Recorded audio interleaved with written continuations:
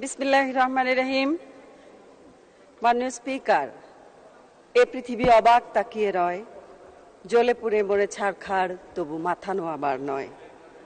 বক্তব্যের শুরুতেই বিনম্র চিত্তে স্মরণ করছি স্বাধীন বাংলার স্থপতি, সোনার বাংলার স্বপ্নদ্রষ্টা, অবিসংবাদিত নেতা, জাতির পিতা বঙ্গবন্ধু শেখ মুজিবুর রহমানকে। স্মরণ করছি 1975 সালের 15ই আগস্টে বেগম ফজিলাতুন্নেসা মুজিব সহ পরিবারের সকল শহীদদের। স্মরণ করছি জাতীয় চার নেতাকে, স্মরণ করছি ভাষা শহীদদের, স্মরণ করছি 21শে আগস্ট গ্রেনেড হামলায় আইভি আপা সহ সকল শহীদদের। মাননীয় স্পিকার, 2024-25 অর্থ বছরের বাজেটের উপর সাধারণ আলোচনার সুযোগ করে দেওয়ার জন্য আপনাকে আন্তরিক ধন্যবাদ। আমি শুকরিয়া আদায় করি মহান আল্লাহর প্রতি। অসংখ্য ধন্যবাদ এবং কৃতজ্ঞতা জানাই আমার প্রাণপ্রিয় নেত্রী, mother of humanity, champion of the earth, উন্নয়নের রূপকার জননেত্রী শেখ হাসিনাকে। তিনি আমাকে মনোনয়ন দিয়েছিলেন বলেই সিরাজগঞ্জ কামারখন্দবাসী 1,84,848 ভোট দিয়ে এই মহান জাতীয় সংসদে দাঁড়িয়ে কথা বলার সুযোগ করে দিয়েছেন, যে কারণে আবারও ধন্যবাদ জানাই আবার নির্বাচনী এলাকা কামারখন্দ এবং সিরাজগঞ্জবাসীকে। মাননীয় স্পিকার, আপনার মাধ্যমে আমি মাননীয় প্রধানমন্ত্রী জননেত্রী শেখ হাসিনাকে অসংখ্য ধন্যবাদ জানাচ্ছি বাংলাদেশের ইতিহাসে সবচেয়ে বড় আকারের বাজেট উপস্থাপনের জন্য। মাননীয় প্রধানমন্ত্রী সরকারের অধীনেই এটি 25তম ও একাধারে 16তম বাজেট মহান সংসদে উপস্থাপন করা হয়েছে, যা দেশীয় এবং আন্তর্জাতিকভাবে একটি মাইল ফলক। মাননীয় স্পিকার, জাতির জনকের নেতৃত্বে দেশ স্বাধীনের পর 1972 সালে প্রথম বাজেট ঘোষণা করা হয়। ওই সময় বাজেটের আকার ছিল 786 কোটি টাকা। এর অর্ধশত বছরের বেশি সময় পার করে আজ জাতির জনকের কন্যার অধীনে 7,97,000 কোটি টাকার বাজেট ঘোষণা, যা সত্যি আমাদের জন্য অত্যন্ত গর্বের ও আনন্দের।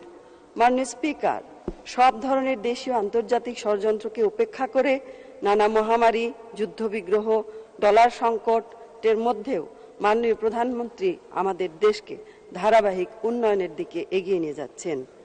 আজ আমরা স্বল্পোন্নত দেশ থেকে মধ্যম আয়ের দেশে পরিণত হয়েছি।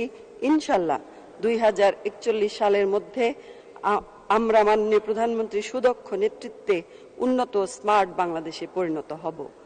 মাননীয় স্পিকার, বাংলাদেশের ইতিহাসে সর্বোচ্চ আকারের বাজেট উপস্থাপনের জন্য আমি মাননীয় অর্থমন্ত্রীকে আন্তরিক ধন্যবাদ জানাচ্ছি, কারণ তিনি বৈশ্বিক নানান সংকট, অভ্যন্তরীণ চাপ, যুদ্ধবিগ্রহ, মহামারী এবং দেশীয় আন্তর্জাতিক ষড়যন্ত্র মাঝেও তিনি এই দেশের জন্য একটি স্মার্ট, সাহসী, যুগ উপযোগী এবং জনবান্ধব বাজেট দিয়েছেন।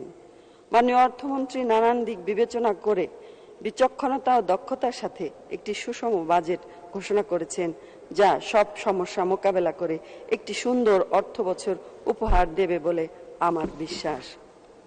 মাননীয় স্পিকার, এবারের বাজেটে মূল উদ্দেশ্য অর্থনৈতিক স্থিতিশীলতা রক্ষা, দ্রব্যমূল্য সকলের ক্রয় ক্ষমতার মধ্যে রাখা, কৃষি খাতে প্রয়োজনীয় সহায়তা প্রদান এবং খাদ্য নিরাপত্তা, মৌলিক স্বাস্থ্যসেবা উন্নত ও সম্প্রসারিতকরণ, তরুণদের প্রশিক্ষণ ও আত্মকর্মসংস্থানের ব্যবস্থা করা, সম্ভাব্য সকল সেবা ডিজিটালাইজেশন করা, সর্বস্তরে প্রযুক্তি ব্যবহার, ভৌত অবকাঠামো উন্নয়ন, সামুদ্রিক সম্পদের সর্বোত্তম ব্যবহার, আর্থিক খাতকে শৃঙ্খলায় নিশ্চিত করা, জলবায়ু পরিবর্তনের প্রবাহ মোকাবেলা গ্রহণ, জনকল্যাণমুখী, জবাবদিহিতামূলক, দক্ষ ও স্মার্ট প্রশাসন গড়ে তোলা, দুর্নীতির বিরুদ্ধে জিরো টলারেন্স ঘোষণা করা।